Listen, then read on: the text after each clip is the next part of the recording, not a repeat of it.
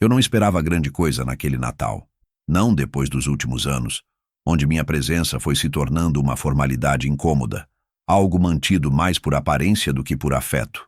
Mas ainda assim fui, como sempre fui. Me arrumei com calma. Passei a camisa azul clara que ela dizia combinar com meus olhos quando éramos jovens. E fui com um embrulho simples na mão. Um livro sobre vinhos que achei que o sogro do meu filho, seu querido e elogiado, segundo o pai, fosse gostar. Comprei com o pouco que me sobrou depois de pagar o plano de saúde, a conta de luz e os remédios. Aquele tipo de presente que não impressiona ninguém, mas que carrega intenção. Algo que os mais jovens hoje parecem achar dispensável. Cheguei pontualmente às 19, como pediram. A casa estava acesa como vitrine de shopping, cheia de luzes, cheiros doces e sons altos. A esposa do meu filho usava um vestido branco que parecia comprado para uma cerimônia, e sua mãe desfilava com uma taça de espumante como se aquilo fosse Cannes. O sogro, claro, já estava ali, sentado como se fosse patriarca, o verdadeiro pai da família, pelo visto. Fingi que não notei o olhar de surpresa contida de minha nora ao me ver chegando com o livro nas mãos. Ela não sabia onde me encaixar naquela noite. Eu sentia. Meu neto passou correndo por mim. Nem olhou. A última vez que me abraçou foi quando ainda usava a camiseta do Homem-Aranha. Agora, o celular é o novo abraço. Cumprimentei a todos. Sentei onde havia espaço. Uma cadeira no canto, ao lado da árvore e perto da caixa de som, onde o volume abafava qualquer tentativa de conversa. Fiquei ali, meio ausente, tentando manter a postura de quem não repara em nada. Mas eu reparava em tudo, em cada vez que minha presença era ignorada nas fotos, em cada prato servido antes do meu, no modo como todos esperavam que eu fosse o primeiro a me levantar, não por respeito, mas para sair da frente. Quando anunciaram a troca de presentes, algo no meu estômago encolheu. Era uma tradição que eu mesmo ajudei a criar décadas antes, quando minha esposa ainda organizava os cartões com o nome de cada um escrito à mão. Agora tudo vinha do aplicativo, e os nomes eram chamados por uma voz automatizada numa TV conectada ao celular do meu filho. Cecília para vovô Humberto, disse a tela. Minha neta se aproximou com um pacotinho pequeno, leve demais para ser qualquer coisa que dure. Sorri. Ela me entregou com pressa e voltou correndo para os stories do Instagram. Abri o embrulho devagar. Um cofrinho, azul, de plástico. Tinha a palavra aposentadoria, escrita em branco, com um porquinho sorrindo. Dentro, uma moeda de 10 centavos, só para fazer barulho. Eu ri, não de deboche. Riso nervoso. Me perguntei se era piada. Não era. Era simbólico. Eu entendi. Era o espaço que me davam. Era o valor que me atribuíram. Continuei sentado, cofrinho no colo, enquanto os demais presentes eram distribuídos. Relógios, fones de ouvido, perfumes importados. E então, como num roteiro de comédia cruel, veio o auge da noite. Carlos para sogro. Carlos é meu filho.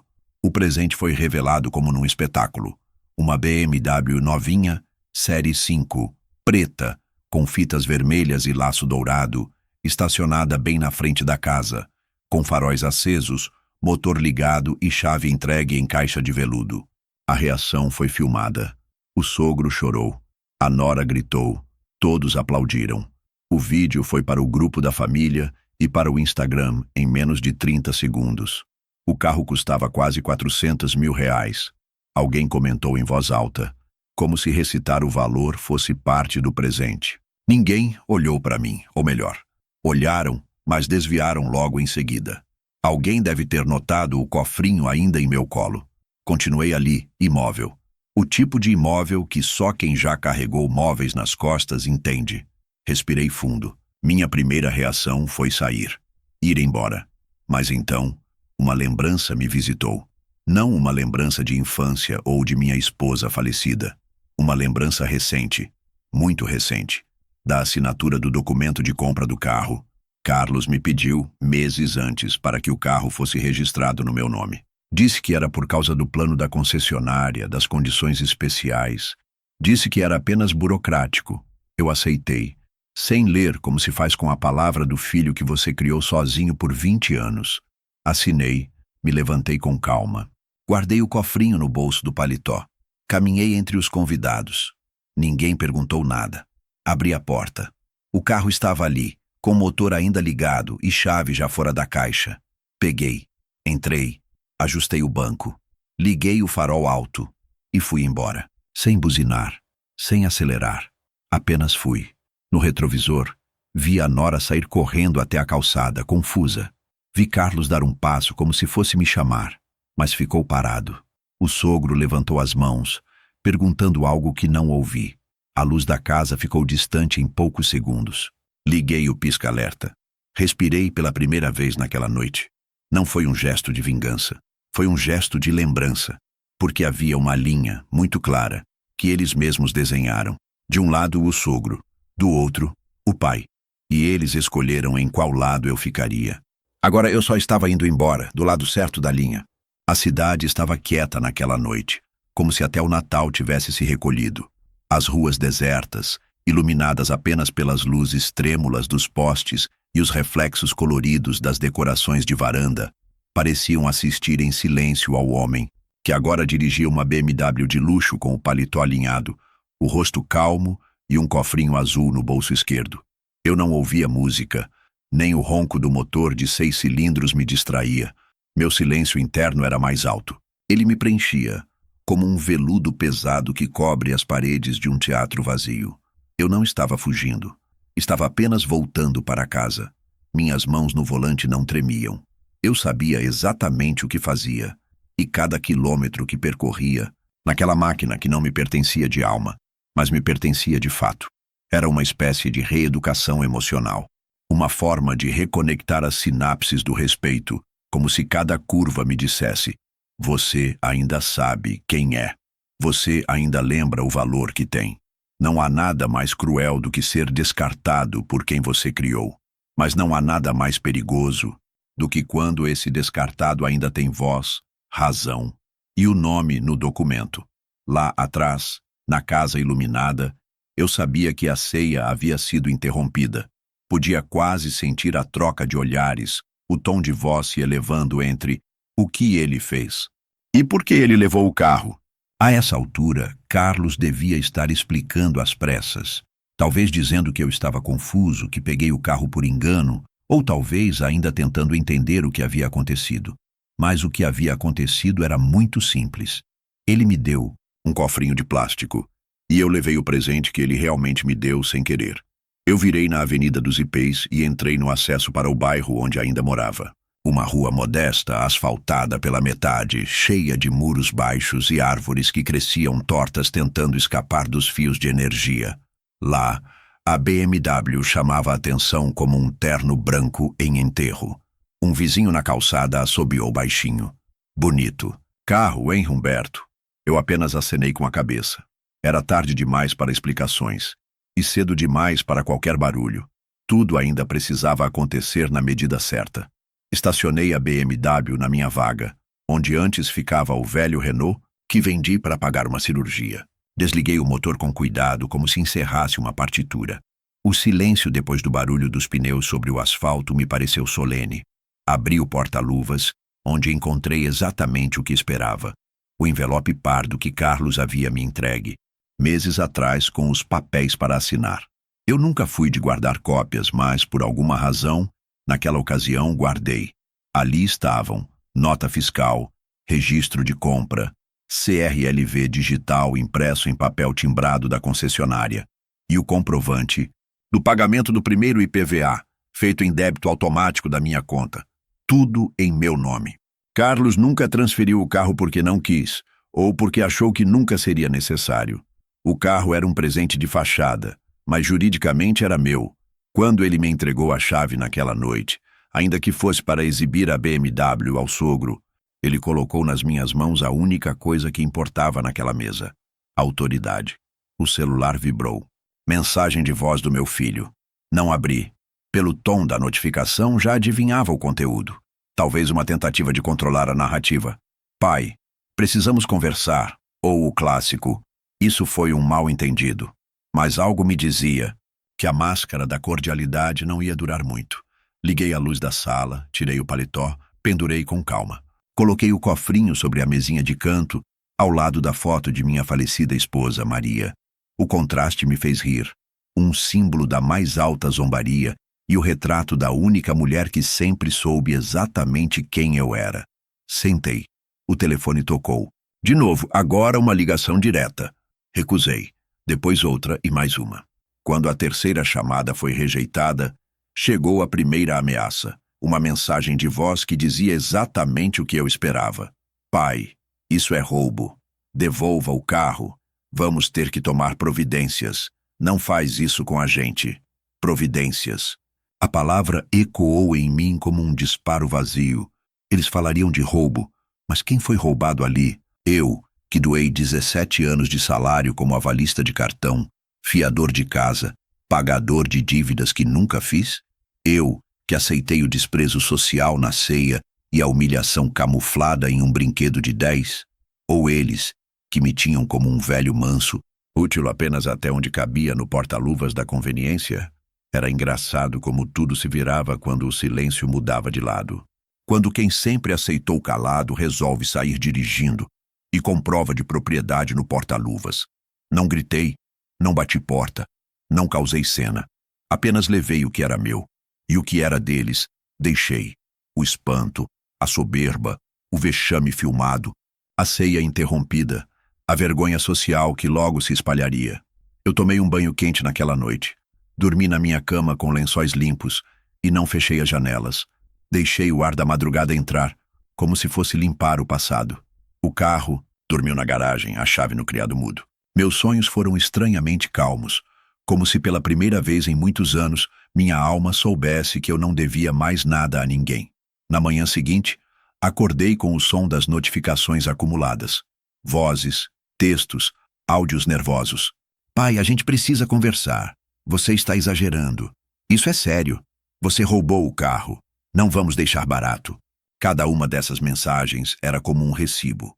Não de posse, mas de desespero. E nada revela mais quem está errado do que o desespero de perder o controle que achava que tinha. Antes do café, abri o envelope com os documentos novamente. Sentei, na mesa. Liguei o computador. Pesquisei os dados do carro, atualizei meu cadastro no Detran e solicitei acesso digital ao histórico completo do veículo. O sistema respondeu em segundos. Proprietário: Humberto Vieira. Conduzido por terceiros sem registro formal de condutor secundário. Seguro no nome de Humberto Vieira. IPVA 100% quitado. O que me pertencera de papel, agora me pertencia também, digitalmente. Cada dado era uma muralha contra qualquer acusação. O carro era meu, e aquela era apenas a primeira peça que eu moveria no tabuleiro. Na manhã seguinte, o mundo parecia ter acordado mais cedo do que eu. Às 7h30, antes mesmo que o café terminasse de coar, meu celular já vibrava com a quinta ligação perdida. 4 de Carlos. Uma do sogro dele. Isso já dizia tudo. Os dois agora falavam a mesma língua, partilhavam a mesma mesa e, pelo visto, o mesmo desespero. Ignorei. Sentei à mesa com a caneca ainda fumegante e abri o jornal que havia deixado dobrado na noite anterior. Mas a leitura não rendeu. O telefone não parava de vibrar. E eu sabia que mais cedo ou mais tarde viria o que eles chamariam de tentativa final. Ela veio às 8h13, um áudio. Eu vi o nome do meu filho na tela. 3 minutos e 29 segundos. A prévia mostrava a primeira frase transcrita automaticamente pelo aplicativo. Pai, isso é grave. Você precisa devolver esse carro. Respirei fundo, mas não apertei o play de imediato. Deixei o áudio parado ali, como uma granada com o pino quase solto. Preferi terminar o café antes, com calma, saboreando o silêncio enquanto ainda era meu. Depois fui até a janela. A BMW dormia na garagem como um leão domesticado. Brilhava com a luz filtrada da manhã, como se ainda estivesse na vitrine. Me aproximei. Conferi se estava trancada. Estava. Voltei para dentro. Sentei no sofá. E aí sim, dei play. A voz do meu filho surgiu tensa, sussurrada no início, mas ganhando corpo a cada frase como quem perde o medo e abraça a arrogância. Pai, a gente tentou resolver isso em paz, mas não dá mais. O sogro tá furioso. A mãe da Júlia tá dizendo que vai chamar a polícia se isso não se resolver hoje. Você simplesmente levou um carro que não era seu. Isso se chama apropriação indébita. Se você não devolver até o meio-dia, vamos registrar um boletim de ocorrência. É o mínimo, depois do constrangimento que você causou ontem. Todo mundo viu. Os vizinhos viram. Os convidados viram. Você pegou o carro como se fosse seu. Você precisa devolver. A última frase foi dita com um tom que parecia ensaiado. Um aviso formal, quase jurídico. Isso é sério, pai. Eu não queria ter que fazer isso, mas se insistir, a gente vai ter que denunciar. Pausei o áudio. Voltei. Reproduzi a última frase de novo. Vamos ter que denunciar. Aquilo não era mais súplica. Era ameaça. Velada, mas firme. Como se ele estivesse tentando me lembrar que ainda mandava em alguma coisa. Como se dissesse, você ainda é o velho, e nós ainda decidimos onde você senta, o que você ganha, o que você pode ou não fazer. Só que não era mais assim. Eles estavam prestes a aprender essa lição da pior forma possível. Fui até o armário onde guardava os documentos importantes e tirei novamente o envelope. Já havia relido os papéis na noite anterior, mas agora eu precisava da frieza do detalhe.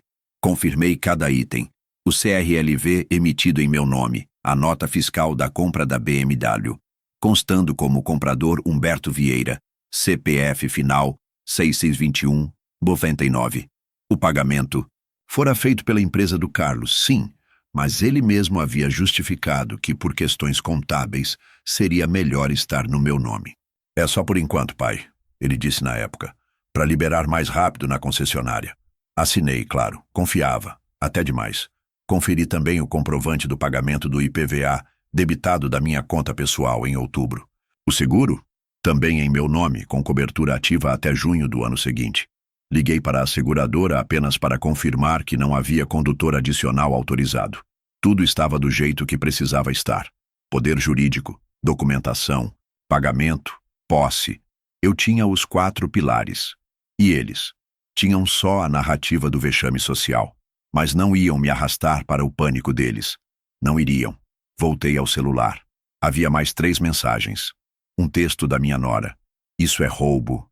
Senhor Humberto, você passou de todos os limites. O papai está indo à delegacia. Um segundo áudio do Carlos mais curto, onde a voz já começava a sair do tom. E uma notificação de chamada perdida, vinda de um número fixo, provavelmente da casa, do sogro. Eu podia ver o pânico se espalhando como vírus entre eles. O que começou como desprezo agora virava urgência. O silêncio que esperavam de mim não só deixou de existir, como virou a arma mais afiada da noite anterior. Abri o computador e entrei no portal do Detran para baixar novamente o espelho do CRLV. Salvei em PDF. Depois entrei no site da concessionária. Ainda tinha acesso ao sistema porque havia usado meu e-mail para registro da garantia. Lá constava tudo. Compra realizada em julho, entrega feita em setembro, revisões pendentes e, sim, proprietário, Humberto Vieira. Número de chassi? O mesmo. Placa. Final 83. Tudo conferia. Ainda salvei mais 2 cópias. Uma em nuvem, outra num pendrive. Se viessem com boletim de ocorrência, ótimo. Eu tinha o que apresentar. E mais, podia processá-los por falsa comunicação de crime. Mas não era a polícia que me preocupava. Era a face moral daquilo tudo. Porque para o público, seria apenas um velho que surtou e levou um carro que não era seu. Eles contavam com isso.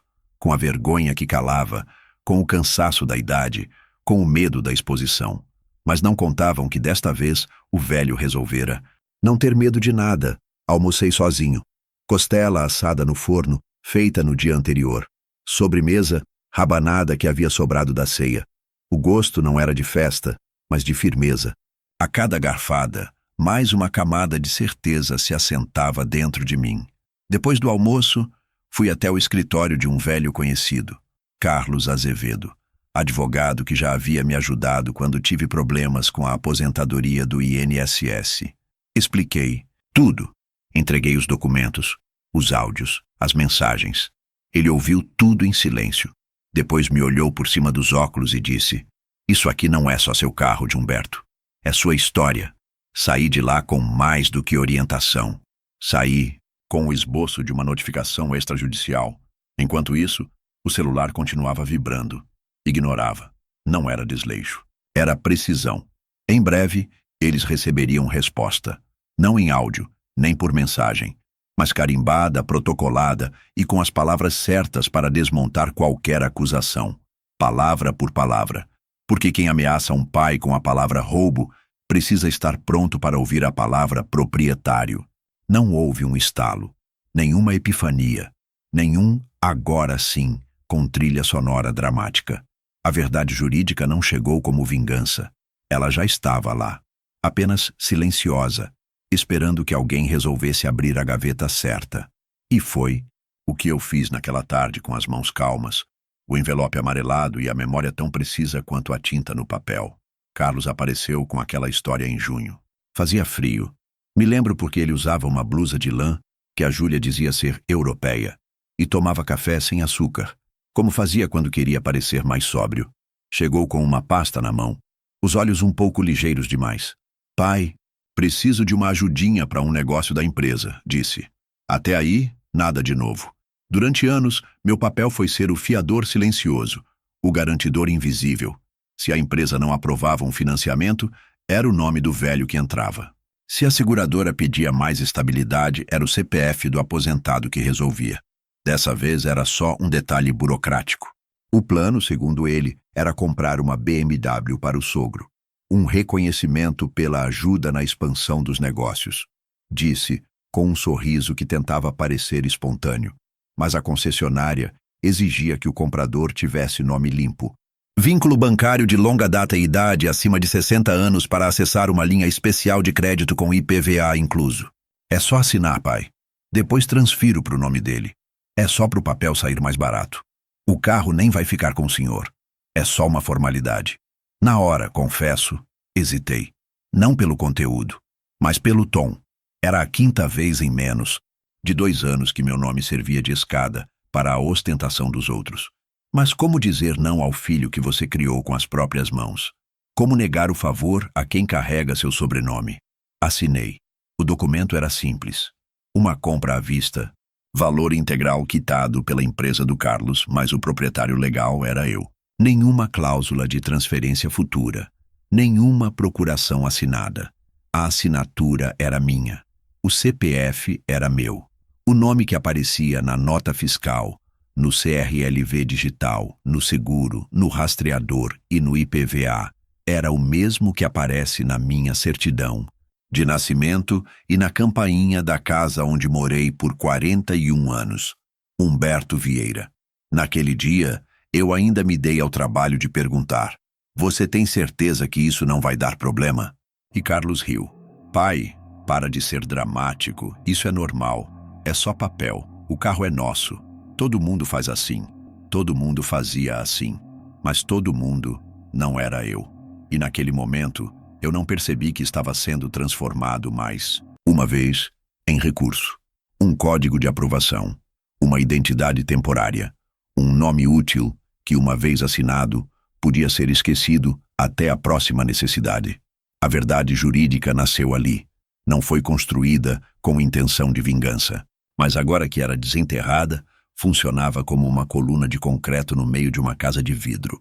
Eles podiam gritar roubo o quanto quisessem. A lei não reconhecia quem grita. Reconhece quem assina.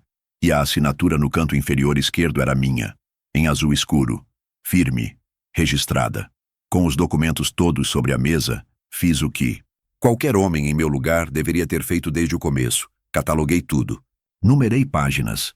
Digitalizei os arquivos. Criei pastas com etiquetas claras. CRLV, nota fiscal, IPVA, seguro, e-mails, histórico da compra.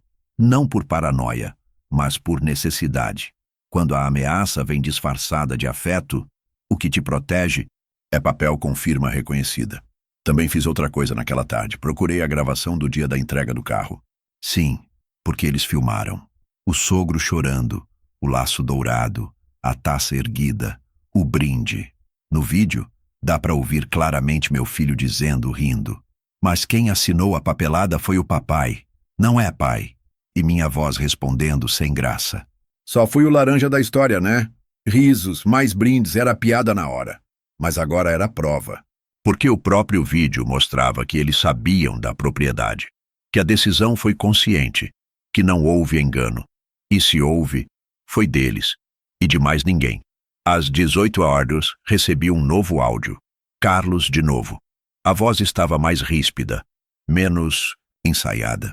Pai, você está realmente disposto a destruir a relação por causa de um carro? Por causa de um mal-entendido?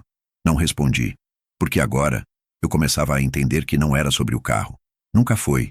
Era sobre hierarquia, sobre o lugar onde queriam me colocar, sobre a prateleira onde achavam que eu deveria ficar, entre os descartáveis e os que já cumpriram seu papel. Mas eu ainda respirava, ainda pensava, ainda tinha nome. E naquele nome estava o peso de toda uma vida. E agora, uma BMW novinha, com placa no meu CPF. Na manhã seguinte, entregaria tudo nas mãos do advogado. Mas naquela noite, eu apenas organizei os documentos numa maleta preta. Fiz questão de pegar uma pasta nova, de couro, guardada há anos no fundo do armário. Era a mesma que usei quando assinei a escritura da minha casa. O mesmo couro que levou minha assinatura para o primeiro emprego com carteira. O mesmo que levei ao hospital quando minha esposa faleceu. E precisei dar entrada no atestado de óbito com a dignidade que ela merecia. Agora, aquela pasta carregava outra espécie de dignidade. Uma que não vinha de flores, brindes ou reconhecimento social, mas de fatos, de provas, de números e assinaturas. E essa dignidade ninguém mais ia me tomar, porque naquela casa, naquela noite de Natal, eles esqueceram que o velho que ganha um cofrinho de R$10 também pode ser o mesmo que assina. Uma BMW de 400 mil li agora, eles iam ter que lembrar. A pasta preta repousava sobre a mesa como um tótem silencioso. Nela não havia apenas papéis, havia memória, fúria contida e o tipo mais perigoso de indignação, a que vem depois do silêncio. Mas naquele estágio, indignação sozinha não bastava. Eu precisava do que todo homem precisa quando resolve levantar a cabeça depois de ser usado por anos. Blindagem. Não era sobre vingança. Ainda não. Era sobre defesa. Era sobre garantir que o barulho que eles estavam fazendo, áudios, mensagens, possíveis boletins de ocorrência, não encontrasse em mim nenhum ponto frágil. E para isso, bastavam 3 ligações. Nada mais. Só 3. A primeira foi para o despachante. Um velho conhecido chamado Osni, que já cuidara da documentação de minha moto em 2003 e do carro da Maria em 2010. Liguei às 9h05 da manhã. Ele atendeu com a mesma voz arrastada de sempre. Fala, seu Humberto. No que posso ajudar? Expliquei a situação em poucas palavras. Não entrei em detalhes emocionais. Apenas disse que havia um carro no meu nome, que estavam dizendo que não era meu e que eu precisava de um levantamento completo da situação documental atual. Detran, Renavam, restrições, pendências, multas, tudo. Te mando ainda hoje, ele disse. Mas te adianto, se o carro está no teu nome no CRLV e não tem procuração registrada, você é o dono. Ponto. Nem precisa conversa. Mesmo assim, pedi o PDF com tudo. E ele cumpriu. Meia hora depois, estava na minha caixa de entrada. Situação ativa. 0 restrições. Sem nenhuma autorização de uso vinculada a terceiros. A primeira parede da blindagem estava de pé. A segunda ligação foi para a seguradora. Porque uma coisa é o carro estar no seu nome. Outra é garantir que, juridicamente, nenhum usuário adicional tenha sido registrado sem seu consentimento. Liguei para a central e digitei o número da apólice. Fui atendido por uma moça chamada Camila, que parecia estar lendo um script. Até que eu comecei a falar em tom mais técnico. Preciso que você verifique para mim se existe, nesta apólice, algum condutor secundário autorizado. Também quero confirmar se o seguro está ativo e se há cláusula de cobertura em nome de terceiros. Camila digitou, fez silêncio, voltou. Não, senhor. Só o senhor consta na apólice como condutor principal e único autorizado. Inclusive, o pagamento foi feito via débito em conta no Banco Itaú, no nome de Humberto Vieira. O seguro está ativo até 18 de junho do próximo ano. Posso solicitar esse documento com esses dados por escrito? Claro, senhor. Envio por e-mail agora mesmo. E ela enviou, abri o PDF. Ali estava: condutor principal, Humberto Vieira. Nenhum adicional. Cobertura total. Vigência em curso. Segunda parede, erguida com concreto. Confirma reconhecida se quisessem. A terceira ligação foi a mais simbólica. Não porque fosse a mais difícil, mas porque era o lugar onde tudo havia começado. A concessionária. A mesma onde, meses atrás, entre cafés importados e pastéis de nata no lounge climatizado, eu tinha assinado a compra da BMW. Liguei e pedi para falar com o gerente de vendas. Fui atendido por um rapaz chamado Lúcio, que lembrou do meu caso. Ah, o senhor comprou a 530 e M Sport em setembro, certo? Aquela preta com interior caramelo. Carro lindo. Respondi com calma. Sim, sou o proprietário, Humberto Vieira. Preciso confirmar algumas informações e solicitar a segunda via da nota fiscal da compra. E também, se possível, o documento de registro da entrega, onde consta a minha assinatura. Claro, senhor.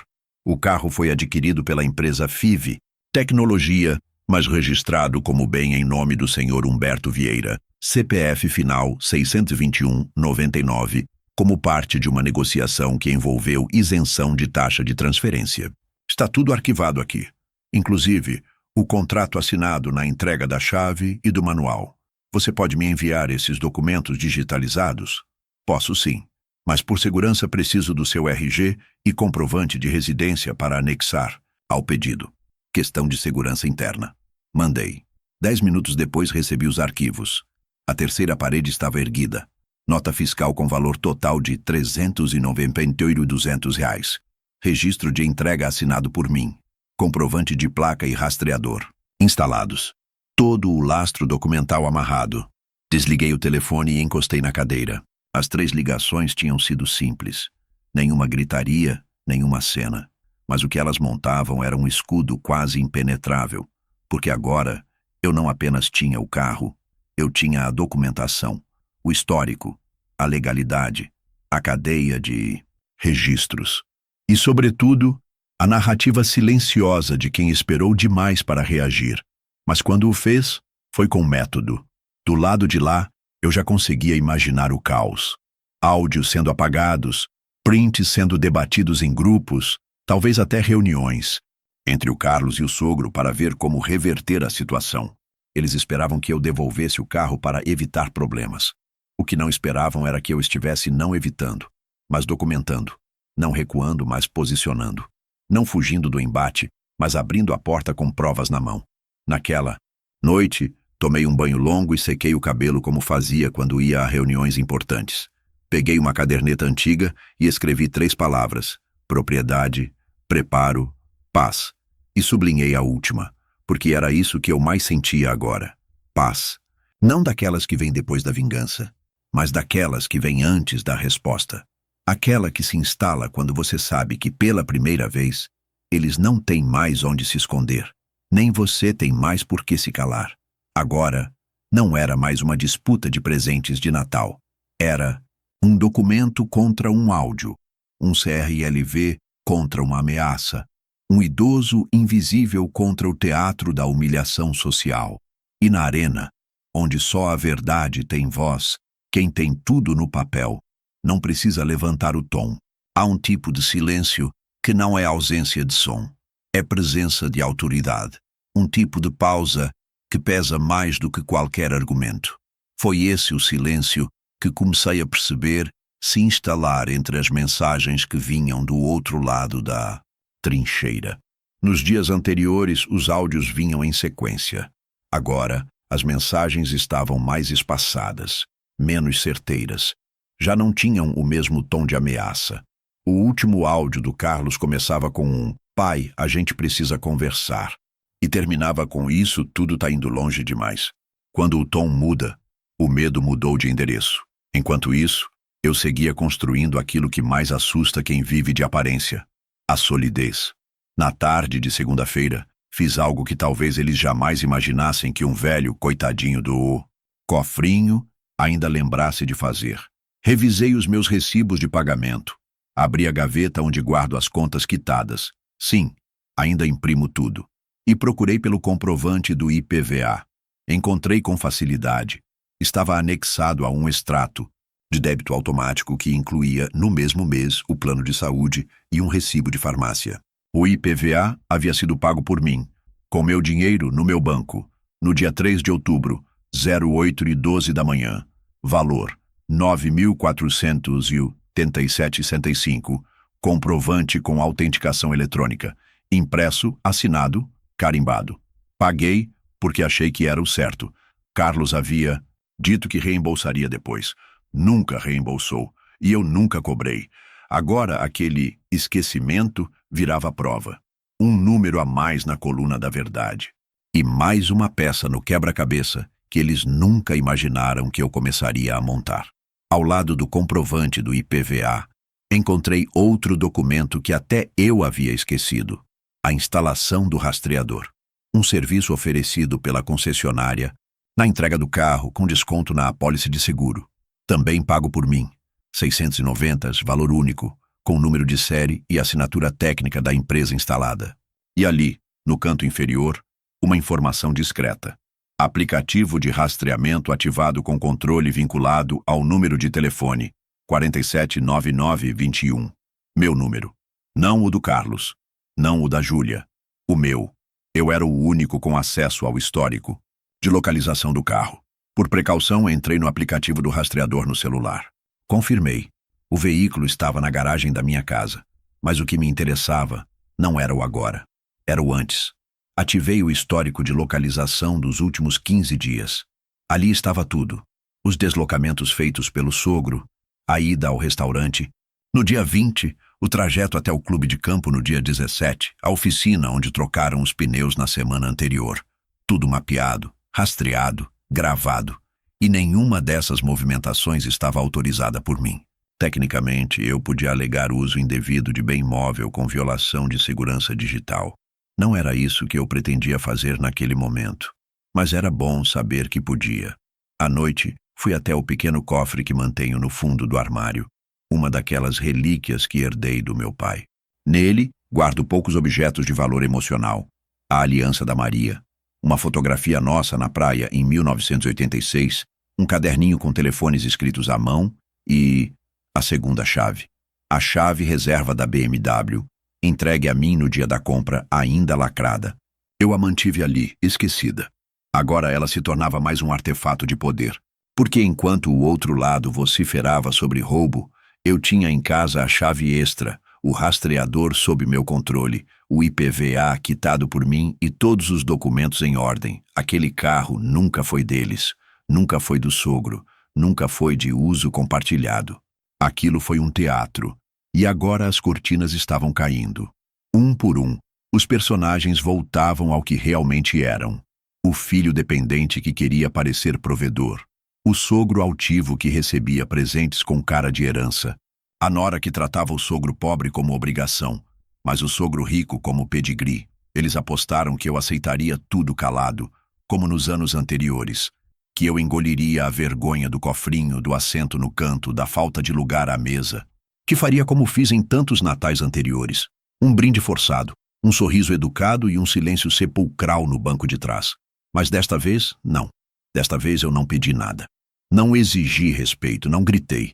Apenas fui embora, com o carro, com a nota fiscal, com a chave reserva, com o rastreador sob meu controle, com o IPVA pago, e com a certeza de que os próximos passos seriam dados não com emoção, mas com método. Na terça-feira de manhã, levei tudo até o cartório. Pedi reconhecimento de firma nos principais documentos. Solicitei autenticação nas cópias do IPVA, do rastreador e da segunda chave. Quando entreguei os papéis ao atendente, ele leu o título: Registro de Propriedade de Veículo Automotor, BMW 1530i M Sport. Olhou para mim e disse: Baita máquina, hein, seu Humberto? Eu sorri, um sorriso curto. Agora, tá servindo para mais coisa do que correr. Voltei para casa a pé. Não porque faltasse gasolina, mas porque queria pensar, queria sentir no corpo o peso leve da decisão certa. Passo após passo, fui entendendo que naquele processo inteiro o carro era o menor dos símbolos. O que estava em jogo não era um bem material, Era a narrativa. E pela primeira vez em muitos anos, ela estava nas minhas mãos.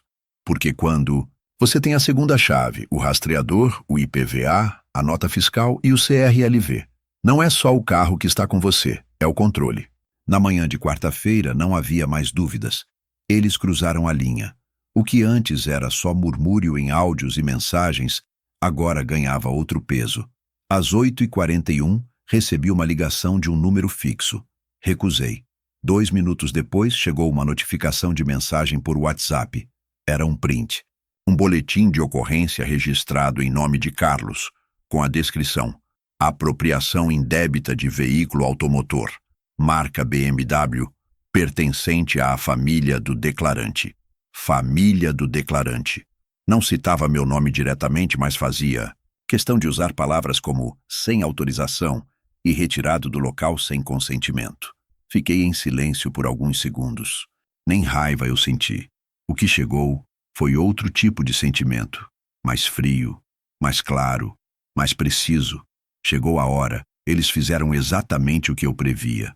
Tentaram me criminalizar diante da ausência de argumentos.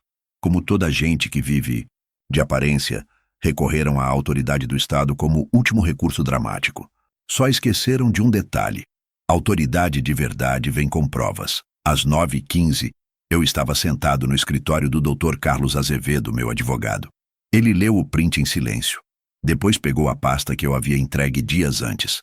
A mesma, que agora estava mais gorda, com cópias autenticadas, recibos firmados e protocolo da seguradora.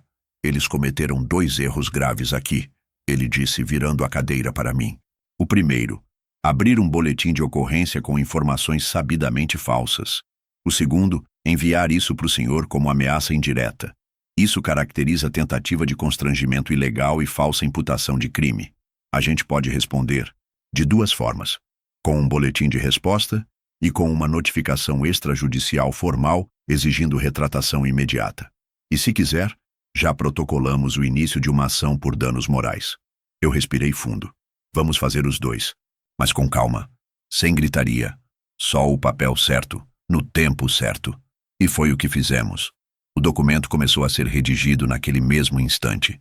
Assisti cada linha ser digitada como se fosse um bisturi cortando um tumor de hipocrisia. Começava assim: ao Sr. Carlos Vieira e Sra. Júlia Ribeiro, sirvo-me da presente para notificar formalmente o seguinte. E então vinham os parágrafos, apontando que o veículo citado foi adquirido legalmente, com nota fiscal emitida em meu nome, que o pagamento do IPVA, o registro no Detran, o seguro e o rastreador foram vinculados exclusivamente à minha identidade, que nunca houve contrato de cessão, empréstimo ou transferência, e que a retirada do bem se deu de forma pacífica, silenciosa e por decisão do legítimo proprietário. O tom era direto, técnico, sem melodrama, mas com firmeza suficiente para fazer qualquer advogado do outro lado suar na cadeira.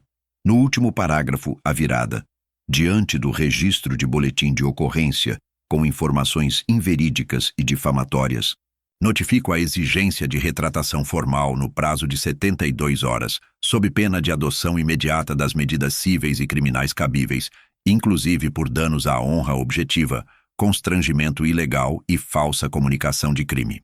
Assinei com minha caneta Parker, a mesma que usei quando fechei o financiamento da minha primeira casa. Era quase poético. O documento foi impresso em 3 vias. Uma seria enviada por carta registrada com AR, outra entregue via cartório, e a terceira entregue pessoalmente, pelo próprio Dr. Carlos, direto no escritório da empresa onde Carlos trabalhava. Eu não queria vingança, queria memória. Queria que ele lembrasse cada vez que visse o timbre da notificação sobre a mesa, que o velho não apenas sabia assinar, sabia responder. Na volta para casa fui parado por um porteiro do prédio ao lado que me perguntou com curiosidade genuína: "Seu Humberto, aquela BMW preta é sua mesmo?" Sorri com os olhos. "Está no meu nome." E continuei andando. Tarde, atualizei meu cadastro bancário. Tirei o nome de Carlos como procurador. Cancelei o débito automático de uma conta de energia que ainda pagava para o apartamento deles. Herança de um favor feito em 2018, quando disseram que era só por 2 meses.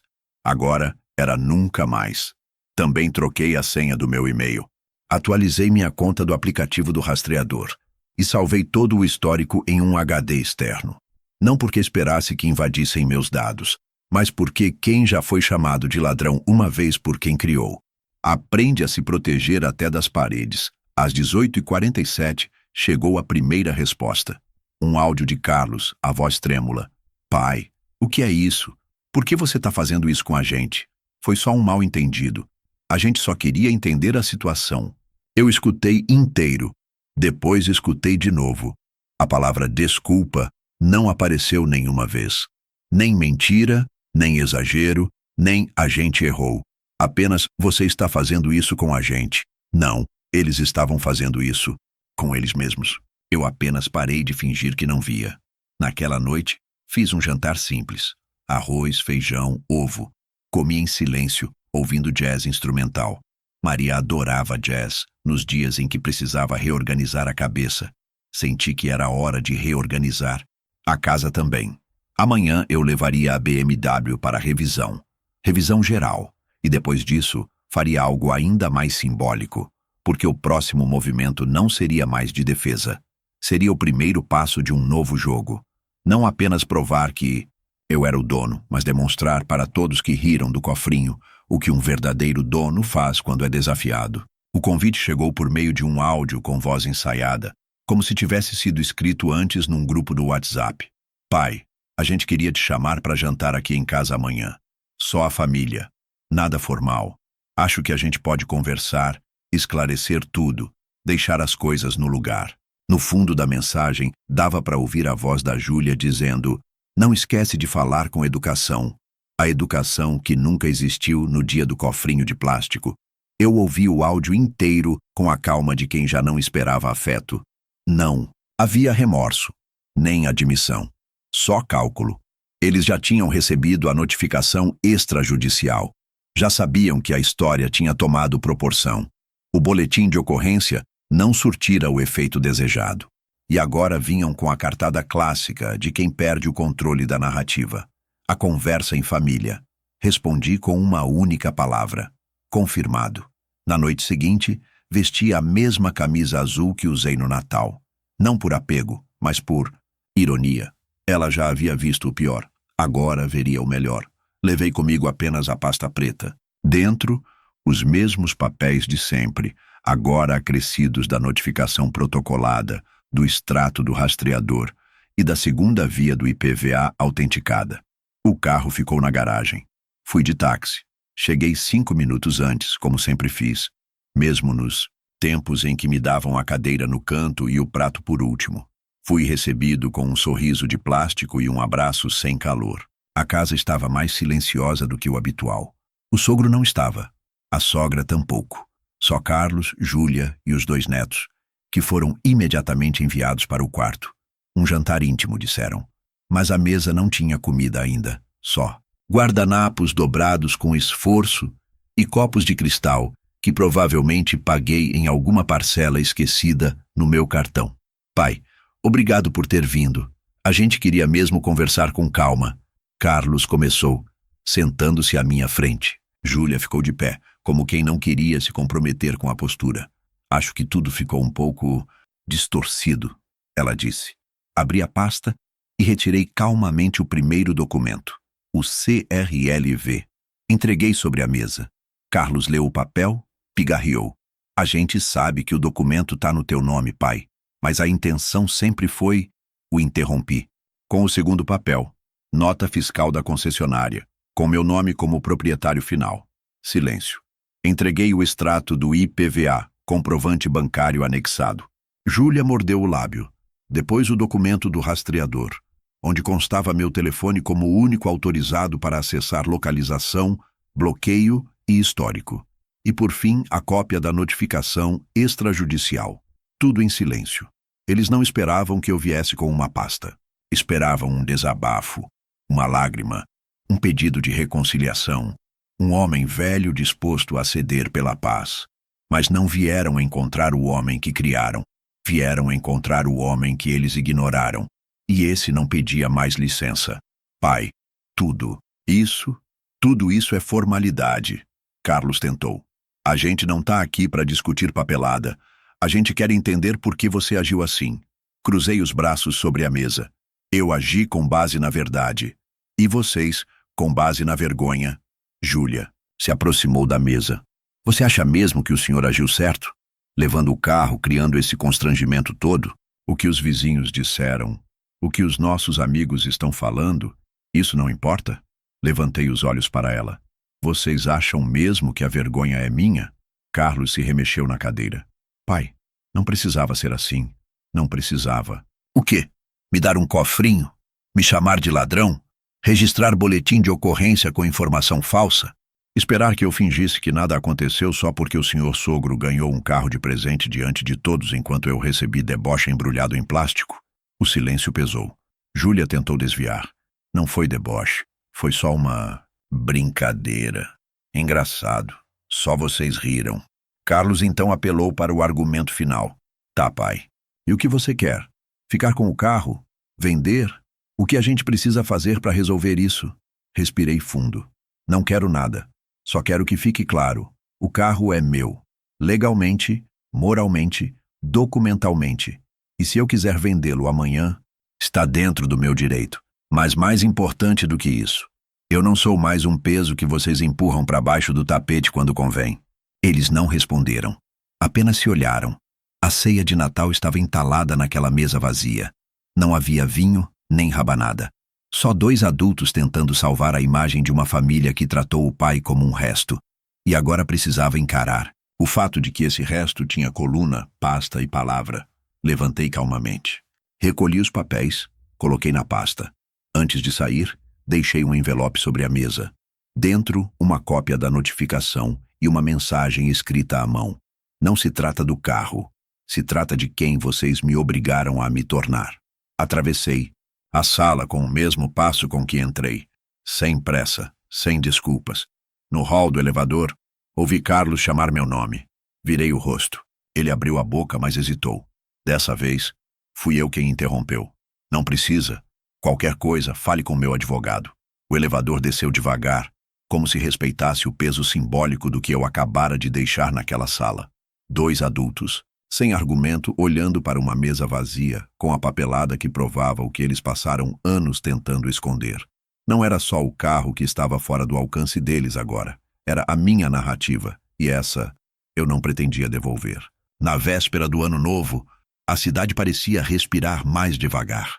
As calçadas vazias, os supermercados com prateleiras semi-desmontadas e o barulho dos rojões ensaiando seu retorno antecipado. Eu caminhava pela feira do bairro com as mãos no bolso, sem pressa, escolhendo frutas como fazia nos tempos em que a Maria ainda vivia. Ela sempre dizia que uva boa é aquela com a pele opaca, nunca brilhante demais. Peguei uma bandeja pequena, uma garrafa de espumante nacional e voltei para casa com o sol se inclinando sobre os telhados. No rádio, uma locutora dizia que aquele seria o verão mais quente dos últimos 10 anos. Eu sorri. Não era só o clima que estava mudando. Era tudo. O tempo. As pessoas. Eu. O Natal já havia passado, mas ele ficou marcado em mim, não como data, mas como divisão. Um antes e um depois. O último Natal em que precisei provar quem eu sou. Porque ali, naquela sala iluminada por LEDs e vazia de verdade, eu entendi que durante anos me fiz pequeno para caber em espaços onde já não havia lugar para mim. Aceitei menos para não causar atrito. Sorri para não incomodar. Engoli sapos embrulhados em papel de presente. Tudo em nome da ideia de família. Mas agora, com a pasta preta sobre a mesa e a BMW estacionada do lado de fora, eu não precisava mais justificar minha existência. A vingança não veio em forma de grito, nem de ofensa. Ela veio na forma mais devastadora. Um homem em silêncio, com tudo em ordem. Eles esperavam o escândalo. Receberam provas. Esperavam culpa. Encontraram estrutura. Esperavam submissão. Enfrentaram propriedade. Carlos não me procurou mais. Júlia também não. Os netos silenciaram como quem recebe ordem. Eu não os culpo. Eles só repetem o que veem. Mas ali, entre eles e eu, agora existe uma pausa. Um espaço que não se preenche com jantares, nem com promessas, nem com pedidos de desculpas lançados sem arrependimento real. No dia 30, recebi uma mensagem da Rosa, minha vizinha da frente, viúva como eu. Simples, direta. Vai passar o Réveillon sozinho? Fiz um arroz com lentilha que tá pedindo companhia. Respondi que aceitava, com prazer. Levei vinho, uvas e minha presença sem bagagem. Sentamos na varanda dela, ouvimos a contagem regressiva da televisão como som de fundo. E quando os fogos começaram, ela ergueu a taça e disse: "A gente só fica velho para quem acha que o tempo é um fardo. Para mim, o tempo virou filtro. Só fica quem presta." Eu ri. Não precisei dizer mais nada. Só ergui minha taça e brindei. Ao tempo, ao silêncio, à liberdade. Na primeira semana de janeiro, fui até o cartório. Atualizei meu testamento. Tirei nomes, incluí outros. Redirecionei tudo o que me pertencia, do dinheiro que sobrou, às lembranças que ninguém mais quis, para quem soube me ver mesmo quando todos me apagavam. Rosa, minha irmã mais velha, o neto do meu irmão, um abrigo de idosos em Santa Catarina. Gente que não sorri só quando tem câmera gravando. BMW continua comigo, não porque eu precise provar nada, mas porque agora ela é símbolo de outra coisa, do momento em que parei de pedir lugar e passei a ocupar o meu por direito.